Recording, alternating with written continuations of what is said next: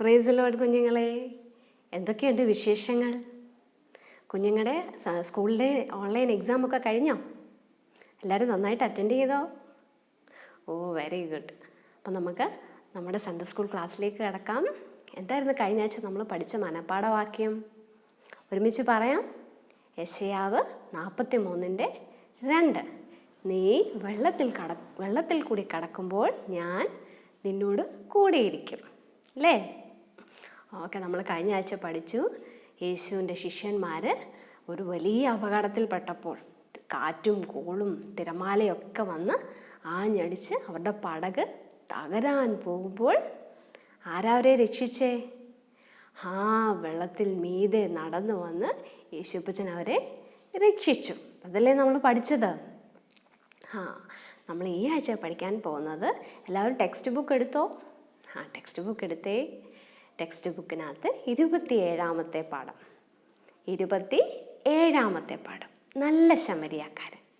നല്ല ശമരിയാക്കാരൻ നമ്മൾ കണ്ടു. കഴിഞ്ഞ 2-3 ക്ലാസ്സിൽ നമ്മൾ കണ്ടു യേശു ജനങ്ങളെ പഠിപ്പിക്കുന്നതല്ലേ. യേശു ജനങ്ങളെ പഠിപ്പിക്കുമ്പോഴൊക്കെ ആളുകൾ ഒത്തിരി കൂടിയിരുന്നു. എന്തിനാ? യേശുവിനെ കേൾക്കാൻ വേണ്ടി. യേശു പഠിപ്പിക്കുന്ന കാര്യങ്ങൾ കേൾക്കാൻ വേണ്ടി ഒത്തിരി ആളുകൾ കൂടുമായിരുന്നു. യേശു അവരെ പഠിപ്പിക്കുന്നത് എങ്ങനെയാണെന്നറിയാമോ? ഉപമകളിൽ കൂടെ. ഉപമകൾ എന്ന് പറഞ്ഞാൽ, ഇംഗ്ലീഷിൽ പറഞ്ഞാൽ പാരബിൾസ്. പാരബിൾസ്, PARABLES, പാരബിൾസ്, ഉപമകൾ. ഉപമകൾ എന്ന് പറഞ്ഞാൽ ചെറിയ ചെറിയ സ്റ്റോറീസ്, ജനങ്ങൾക്ക് മനസ്സിലാകുന്നതിന് വേണ്ടിയിട്ട് ചെറിയ കഥകളിൽ കൂടിയായിരുന്നു യേശുപ്പച്ചൻ വലിയ വലിയ കാര്യങ്ങൾ അവരെ പഠിപ്പിക്കുന്നത്. കുഞ്ഞുങ്ങൾക്ക് സ്റ്റോറീസ് ഇഷ്ടമല്ലേ? കുഞ്ഞുങ്ങൾക്ക് സ്റ്റോറീസ് ഇഷ്ടമാണ്. എല്ലാവർക്കും കഥകൾ വളരെ ഇഷ്ടമാണ്. കഥകൾ കേൾക്കുമ്പോൾ നമ്മൾ വേഗത്തിൽ കാര്യങ്ങൾ മനസ്സിലാക്കുന്നത് പഠിക്കും. അതുകൊണ്ടാണ് യേശുപ്പച്ചൻ എന്തിൽ കൂടിയാണ് പഠിപ്പിച്ചിരുന്നത് ജനങ്ങളെ? ഉപമകളിൽ കൂടെ, പാരബിൾസിൽ കൂടെ. അങ്ങനെ യേശുപ്പച്ചൻ പഠിപ്പിച്ച ഒരു ഉപമയാണ് നമ്മൾ ഇന്ന് പഠിക്കാൻ പോകുന്നത്. നമുക്ക് പഠിക്കാം. പാഠത്തിലേക്ക് നോക്കിക്കേ. നല്ല ശമരിയാക്കാരൻ. ഇതായിരുന്നു യേശുപ്പച്ചൻ പഠിപ്പിച്ച ഉപമ. ഒരിക്കൽ യഹൂദനായ ഒരു മനുഷ്യൻ യെരുശലേം പട്ടണത്തിൽ നിന്ന് യെരിഹോ എന്ന സ്ഥലത്തേക്ക് യാത്ര ചെയ്യുകയായിരുന്നു. എവിടെ നിന്ന് എങ്ങോട്ടാണ് പോയത്? യെരുശലേം പട്ടണത്തിൽ നിന്ന് യെരിഹോ എന്ന സ്ഥലത്തേക്ക് യാത്ര ചെയ്യായിരുന്നു. നമുക്കറിയാം, പണ്ട് വാഹനങ്ങളൊക്കെ ഉണ്ടോ? ഇല്ല. എങ്ങനെയാണ് യാത്ര ചെയ്തിരുന്നത്? ചിലർ കാൽനടയായിട്ട് യാത്ര ചെയ്യും, ചിലർ കഴുതപ്പുറത്തോ മറ്റു മൃഗങ്ങളുടെയൊക്കെ പുറത്ത് കയറി യാത്ര ചെയ്യുമായിരുന്നു. അങ്ങനെയാണ് പണ്ട് കാലങ്ങളിൽ അവർ യാത്ര ചെയ്തുകൊണ്ടിരുന്നത്. ഈ യഹൂദനായ മനുഷ്യനും ഇങ്ങനെ യാത്ര ചെയ്ത് ഒത്തിരി ദൂരം അദ്ദേഹത്തിന് പോകാനുണ്ടായിരുന്നു. അങ്ങനെ യാത്ര ചെയ്ത് ഒരു വിജനമായ പ്രദേശത്തെത്തി. വിജനമായ പ്രദേശം എന്ന് പറഞ്ഞാൽ ആൾതാമസം ഒന്നുമില്ലാത്ത ഒരു ഇരുണ്ട പ്രദേശം. അവിടെ എത്തിയപ്പോൾ അദ്ദേഹത്തെ ഒരു കൂട്ടം കള്ളന്മാർ, ദുഷ്ടന്മാരായ കള്ളന്മാരെത്തി അദ്ദേഹത്തെ ആക്രമിച്ചു. ആ കള്ളന്മാർ അദ്ദേഹത്തെ ആക്രമിച്ച് അദ്ദേഹത്തിൻ്റെ ദേഹത്ത് മുഴുവൻ മുറിവേൽപ്പിച്ച് അവശനാക്കി. എന്നിട്ട് അദ്ദേഹത്തിൻ്റെ കയ്യിലുണ്ടായിരുന്ന പണവും മറ്റു വിലപിടിപ്പുള്ള സാധനങ്ങളും എല്ലാം അവർ കവർച്ച ചെയ്തു. എന്നിട്ട് ഈ മനുഷ്യനെ അവർ വഴിയരികിൽ, റോഡിൻ്റെ ഒരു സൈഡിലായിട്ട് ഉപേക്ഷിച്ചു. അദ്ദേഹം അർദ്ധപ്രാണനായി അവിടെ കിടന്നു. അർദ്ധപ്രാണനായി കിടന്നു എന്ന് പറഞ്ഞാൽ അദ്ദേഹത്തിന് മരിക്കാറായ പരുവത്തിൽ അദ്ദേഹത്തിനെ അവിടെ അവർ ഉപേക്ഷിച്ചിട്ട് പോയി. അദ്ദേഹത്തിന് എഴുന്നേൽക്കാനോ ഒന്നും വയ്യ. ആകെ ക്ഷീണിച്ച് മുറിവുകൾ കാരണം അദ്ദേഹം വേദനിച്ച് അവിടെ കിടക്കുകയാണ്. അങ്ങനെ അവിടെ കിടന്നുകൊണ്ടിരുന്നപ്പോൾ അദ്ദേഹത്തിന് കാണാം, അവിടെ കിടന്നുകൊണ്ട് കാണാം. പക്ഷേ വിളിക്കുവാനോ ശബ്ദിക്കുവാനോ ഒന്നും അദ്ദേഹത്തിന് പറ്റത്തില്ല. അദ്ദേഹം ആകെ അവശനാണ്. അങ്ങനെ കിടക്കുമ്പോൾ അദ്ദേഹം നോക്കുമ്പോൾ ദൂരേതൊരു പുരോഹിതൻ വരുന്നു. നമ്മൾ മുന്നുള്ള പാഠങ്ങളിൽ പഠിച്ചിട്ടുണ്ട്. ആരാ പുരോഹിതൻ? യഹൂദ ദേവാലയത്തിലെ ശുശ്രൂഷകൾ ചെയ്യുന്ന വ്യക്തി. ഒരു പുരോഹിതനല്ലേ, ദൈവത്തോടടുത്ത് നിൽക്കുന്ന വ്യക്തിയല്ലേ എന്ന് കരുതി ഈ മനുഷ്യൻ കരുതി അദ്ദേഹം അടുത്ത് വന്ന് അദ്ദേഹം എന്നെ സഹായിക്കും എന്നുള്ള പ്രതീക്ഷയിൽ മനുഷ്യൻ അവിടെ കിടക്കുകയാണ്. ഈ പുരോഹിതൻ അദ്ദേഹത്തെ കാണാത്ത മട്ടിൽ ഞാൻ അദ്ദേഹത്തെ കണ്ടില്ലല്ലോ എന്ന രീതിയിൽ ഈ മനുഷ്യൻ അവിടെ നിന്ന് അങ്ങ് പോയി. പുരോഹിതൻ ഈ യഹൂദ മനുഷ്യനെ സഹായിച്ചു? ഇല്ല. ഈ ആപത്തിൽപ്പെട്ട, ഈ അപകടത്തിൽപ്പെട്ട ഈ മനുഷ്യനെ ആ പുരോഹിതൻ സഹായിക്കാതെ കാണാത്ത മട്ടിൽ അങ്ങ് കടന്നുപോയി. അദ്ദേഹത്തിൻ്റെ പ്രതീക്ഷകളൊക്കെ നഷ്ടപ്പെട്ട് വീണ്ടും അവിടെ അവശനായി ഇങ്ങനെ കിടന്നു. ദാഹിക്കുകയും വിശക്കുകയും വേദനയും ഒക്കെയുണ്ട്. അങ്ങനെ അവിടെ കിടന്നപ്പോൾ അദ്ദേഹം വീണ്ടും നോക്കിയപ്പോൾ അടുത്ത ഒരാൾ വരുന്നു. ആരാന്നറിയാമോ? ഒരു ലേവ്യൻ വരുന്നു. ഒരു ലേവ്യൻ. ലേവ്യൻ എന്ന് പറഞ്ഞാൽ യഹൂദ മതത്തിൽ ഒരു പ്രധാനിയായ വ്യക്തിയായിരുന്നു. പ്രധാനപ്പെട്ട ഒരു കൂട്ടരാണ് ലേവ്യരെന്ന് പറഞ്ഞത്. അതിൽപ്പെട്ട ഒരാളാണ് വരുന്നത്. ഇദ്ദേഹം പ്രതീക്ഷയോടെ നോക്കി, ഇദ്ദേഹം എന്നെ തീർച്ചയായിട്ടും സഹായിക്കും. ഞാനും ഒരു യഹൂദനല്ലേ, എൻ്റെ ജാതിയിൽപ്പെട്ട ആളല്ലേ ഈ വരുന്നത്, എന്നെ തീർച്ചയായിട്ടും സഹായിക്കുമെന്ന് ഈ മനുഷ്യൻ കരുതി. പക്ഷേ ലേവ്യനും എന്ത് ചെയ്തു? അദ്ദേഹത്തിൻ്റെ അടുത്ത് വന്ന് ഞാൻ കണ്ടില്ല എന്ന് പട്ട് അങ്ങ് കടന്നുപോയി. ഈ ലേവ്യനും ഈ മനുഷ്യനെ സഹായിച്ചില്ല. ആദ്യം ആരാ വന്നേ? ഒരു പുരോഹിതൻ വന്നു. ഇപ്പോൾ ആരാ വന്നേ? ഒരു ലേവ്യൻ വന്നു. സ്വജാതിയിൽപ്പെട്ട ഈ രണ്ട് വ്യക്തികളും ഈ അവശനായ മനുഷ്യനെ സഹായിച്ചില്ലെന്നല്ല, അവർ കണ്ടെന്നു പോലും നടിച്ചില്ല. അവരൊക്കെയും കടന്നുപോയി. അത് കഴിഞ്ഞപ്പോൾ ഈ മനുഷ്യൻ്റെ പ്രതീക്ഷയൊക്കെ നഷ്ടപ്പെട്ട് ഇങ്ങനെ കിടക്കുമ്പോൾ അതുവഴി വേറൊരാൾ വരുന്നു. പക്ഷേ ഈ കടന്നു വന്നത് ഒരു യഹൂദനല്ലായിരുന്നു. അതുകൊണ്ട് തന്നെ ഈ മനുഷ്യൻ വിചാരിച്ചു, ഇല്ല, ആ വരുന്നത് ഒരു യഹൂദനല്ല, എന്നെ സഹായിക്കത്തില്ല എന്ന് കരുതി അങ്ങനെ അദ്ദേഹം കിടന്നു. പക്ഷേ ഈ കടന്നു വന്നത് ആരായിരുന്നറിയാമോ? ഒരു ശമരിയാക്കാരൻ. അതാ നമ്മൾ ഈ പാഠത്തിൽ ആദ്യം കണ്ടില്ലേ, നല്ല ശമരിയാക്കാരൻ.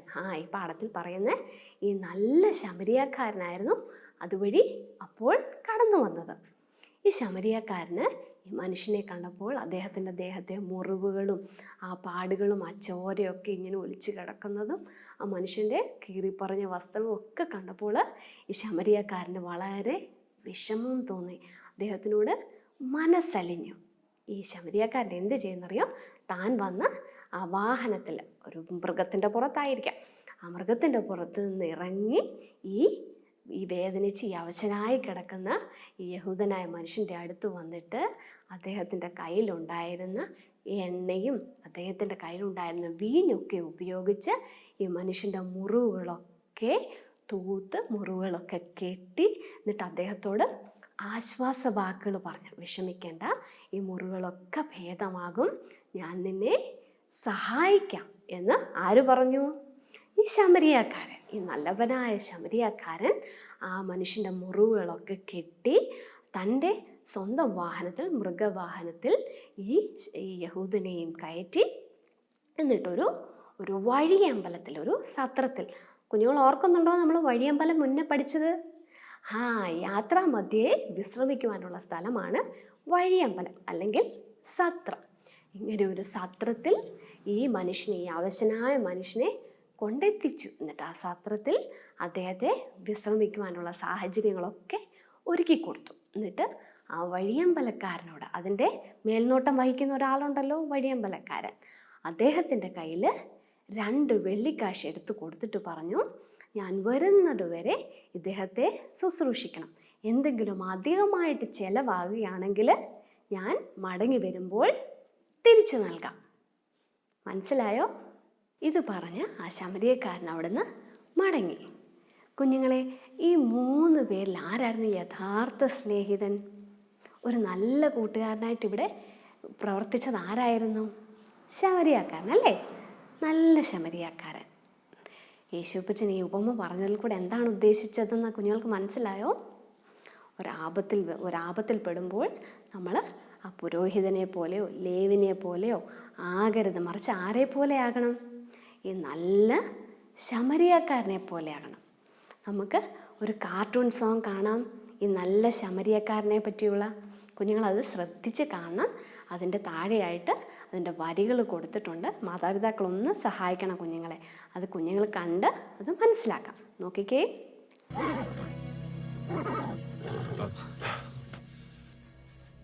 still breathing. He's alive. He's hurt bad. Who could have done such a thing?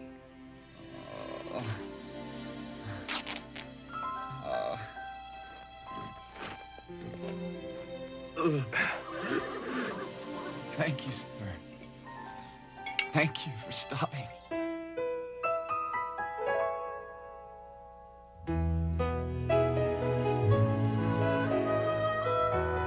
My hands are the Lord's hands. Without me, how can His work be done? I will reach where He would reach, loving kindness in my touch. I'll be His healing hands to everyone. My feet are the Lord's feet.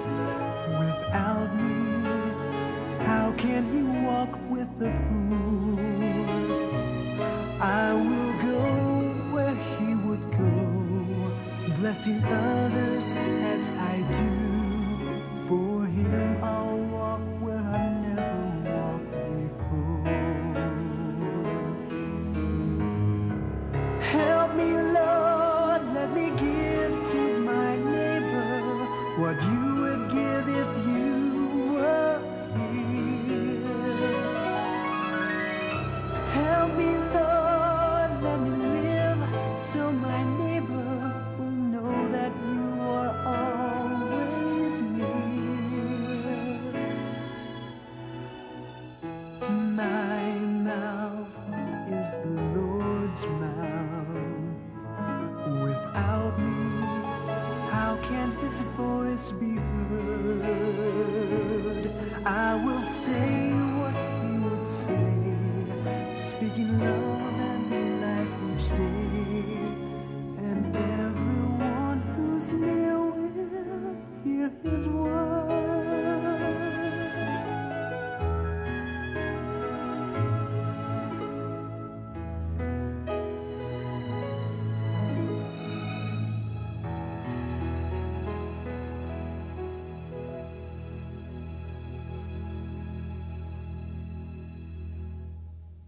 നിങ്ങൾ കണ്ടോ എന്തായിരുന്നു പാട്ടിൻ്റെ അർത്ഥം?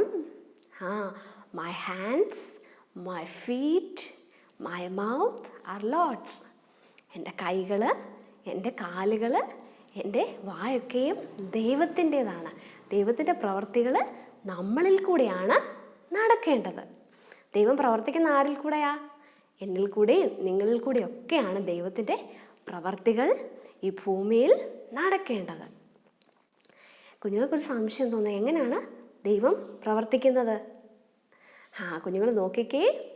First of all we should share. നമ്മൾ മറ്റുള്ളവരുമായിട്ട്, മറ്റ് ആവശ്യത്തിലിരിക്കുന്നവരുമായിട്ട് നമ്മൾക്ക് ദൈവം തന്ന കാര്യങ്ങൾ ഷെയർ ചെയ്യണം. സെക്കൻഡ്, വി മസ്റ്റ് പ്രേ. നമ്മൾ മറ്റുള്ളവർക്ക് വേണ്ടി പ്രാർത്ഥിക്കണം.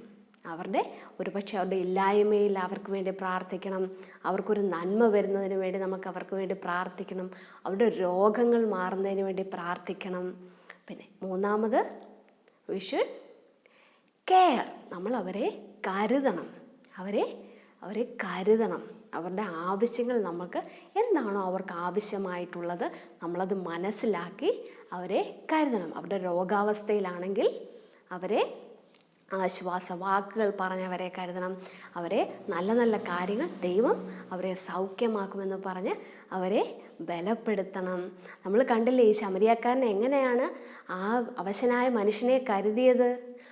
തൻ്റെ കയ്യിലുണ്ടായിരുന്ന വീഞ്ഞും എണ്ണയും ഉപയോഗിച്ച് ആ മനുഷ്യൻ്റെ മുറിവുകൾ കെട്ടി അദ്ദേഹത്തെ എവിടെയാണ്? ഒരു സത്രത്തിലാക്കി അദ്ദേഹത്തിനെ കരുതിയില്ലേ? അതുപോലെ നമ്മളും മറ്റു പ്രയാസത്തിലായിരിക്കുന്നവരെ നമ്മളും കരുതണം. നാലാമതായിട്ട് എന്താണ്? We must help. നമ്മൾ മറ്റുള്ളവരെ സഹായിക്കണം. ആർക്കെന്തൊരാവശ്യം കുഞ്ഞുങ്ങൾ മനസ്സിലാക്കിയാലും അവരെ സഹായിക്കണം. വീണവരെ നമ്മൾ എഴുന്നേൽപ്പിക്കണം. കരയുന്നവരെ നമ്മൾ അവരുടെ കരച്ചിൽ തുടച്ചു കൊടുക്കണം. അവരെ നമ്മൾ ആശ്വസിപ്പിക്കണം. ആവശ്യമുള്ളവരെ നമ്മൾ ആവശ്യങ്ങൾ അവരുടെ നിറവേറ്റി കൊടുക്കുവാൻ ശ്രമിക്കണം. മനസ്സിലായോ കുഞ്ഞുങ്ങൾക്ക്? We should first of all we should share, we must pray, we must help, we must care. Okay, നമുക്ക് ഈ ആഴ്ചത്തെ മനപ്പാഠവാക്യത്തിലേക്ക് കടക്കാം. കുഞ്ഞുങ്ങൾ മനപ്പാഠവാക്യം എടുത്തേ. ലൂക്കോസ് 10:27. ലൂക്കോസ് 10:27. കൂട്ടുകാരനെ നിന്നെപ്പോലെ തന്നെ സ്നേഹിക്കണം. കൂട്ടുകാരനെ നിന്നെപ്പോലെ തന്നെ സ്നേഹിക്കണം. മനസ്സിലായോ? നല്ല ശമരിയാക്കാരൻ ചെയ്തതുപോലെ കൂട്ടുകാരനെ നമ്മളെപ്പോലെ നമ്മൾ സ്നേഹിക്കുന്ന പോലെ തന്നെ നമ്മുടെ കൂട്ടുകാരെ നമ്മൾ സ്നേഹിക്കണം. നമുക്കിനി ചോദ്യോത്തരത്തിലേക്ക് കടക്കാം. ആദ്യത്തെ ചോദ്യം, കള്ളന്മാരുടെ കയ്യിലകപ്പെട്ട മനുഷ്യൻ എവിടെ നിന്ന് എവിടേക്കാണ് പോയിക്കൊണ്ടിരുന്നത്? കള്ളന്മാരുടെ കയ്യിലകപ്പെട്ട മനുഷ്യൻ എവിടെ നിന്ന് എവിടേക്കാണ് പോയത്? യെരുശലേം പട്ടണത്തിൽ നിന്ന് എരീഹോ എന്ന സ്ഥലത്തിലേക്കാണ് പോയത്. യെരുശലേം പട്ടണത്തിൽ നിന്ന് എരീഹോ എന്ന സ്ഥലത്തേക്ക്. രണ്ടാമത്തെ ചോദ്യം, അർത്ഥപ്രാണനായ മനുഷ്യനെ കണ്ടിട്ട് സഹായിക്കാതെ പോയ 2 പേർ ആരെല്ലാം? അർത്ഥപ്രാണനായ മനുഷ്യനെ സഹായിക്കാതെ കടന്നുപോയ 2 പേർ ആരൊക്കെയാണ്? പുരോഹിതനും ലേവ്യനും. പുരോഹിതനും ലേവ്യനും. മൂന്നാമത്തെ ചോദ്യം, അർത്ഥപ്രാണനായ മനുഷ്യൻ്റെ യഥാർത്ഥ സ്നേഹിതൻ ആരാണ്? അർത്ഥപ്രാണനായ മനുഷ്യൻ്റെ യഥാർത്ഥ സ്നേഹിതൻ ആരായിരുന്നു? അദ്ദേഹത്തെ സഹായിച്ച ആരാണ്? നല്ല ശമരിയാക്കാരൻ. ഉത്തരം നല്ല ശമരിയാക്കാരൻ. നാലാമത്തെ ചോദ്യം, നല്ല ശമരിയാക്കാരൻ മുറിവേറ്റ് കിടന്ന മനുഷ്യന് വേണ്ടി എന്തെല്ലാം ചെയ്തു? നല്ല ശമരിയാക്കാരൻ ആ മുറിവേറ്റ് കിടന്ന മനുഷ്യന് വേണ്ടി എന്തെല്ലാമാണ് ചെയ്തത്? അദ്ദേഹത്തിന് തൻ്റെ കയ്യിലുണ്ടായിരുന്ന എണ്ണയും വീഞ്ഞും ഉപയോഗിച്ച് മുറിവുകൾ കെട്ടി, എന്നിട്ട് തൻ്റെ വാഹനത്തിൽ ആ മൃഗത്തിൻ്റെ പുറത്ത് കയറ്റി അദ്ദേഹത്തെ വഴിയമ്പലത്തിലെത്തിച്ച് അവിടെ വഴിയമ്പലക്കാരൻ്റെ കയ്യിൽ 2 വെള്ളിക്കാശ് കൊടുത്തിട്ട് താൻ മടങ്ങി വരുവോളം അദ്ദേഹത്തെ ശുശ്രൂഷിക്കണം, അദ്ദേഹമായാൽ ഞാൻ മടങ്ങി വരുമ്പോൾ തന്നുകൊള്ളാമെന്ന് പറഞ്ഞ് അദ്ദേഹത്തെ ആ വഴിയമ്പലത്തിൽ ഏൽപ്പിച്ചു. അല്ലേ? ഓക്കെ, നമുക്കിനി ആക്ടിവിറ്റിയിലേക്ക് കടക്കാം. ആദ്യത്തെ നോക്കിയേ, ആപത്തിൽപ്പെട്ടവരെ സഹായിക്കാൻ തീരുമാനിച്ച ടിനുവിന് ആപത്തിൽപ്പെട്ട ആളുടെ അടുത്തെത്താനുള്ള വഴി കാണിച്ചു കൊടുത്തേ. കൂട്ടുകാർക്ക് എളുപ്പമല്ലേ അത്? കൂട്ടുകാർ തന്നെ അത് വഴി കാണിച്ചു കൊടുത്തേ. അടുത്തത്, അർത്ഥപ്രാണനായ മനുഷ്യൻ്റെ യഥാർത്ഥ സ്നേഹിതൻ ആരാണെന്ന് കണ്ടെത്തി വൃത്തം വരയ്ക്കുക. അർത്ഥപ്രാണനായ മനുഷ്യൻ്റെ യഥാർത്ഥ സ്നേഹിതൻ ആരാണെന്ന് കണ്ടെത്തി വൃത്തം വരയ്ക്കുക. ആ ബോർഡിലേക്ക് നോക്കിക്കേ. ആദ്യത്തേത് പുരോഹിതൻ, രണ്ടാമത് ലേവ്യൻ, മൂന്നാമത്തത് ശമരിയാക്കാരൻ. ആരായിരുന്നു യഥാർത്ഥ സ്നേഹിതൻ? ശമരിയാക്കാരൻ. അടുത്തത്, കൂട്ടുകാരൻ പറയുന്ന സന്ദേശം എന്താണെന്ന് ബൈബിളിൽ നിന്ന് കണ്ടെത്തി എടുത്ത് എഴുതുക. ലൂക്കോസ് 10:27 നമ്മൾ പഠിച്ച മനപ്പാഠവാക്യമാണ് അവിടെ എഴുതേണ്ടത്.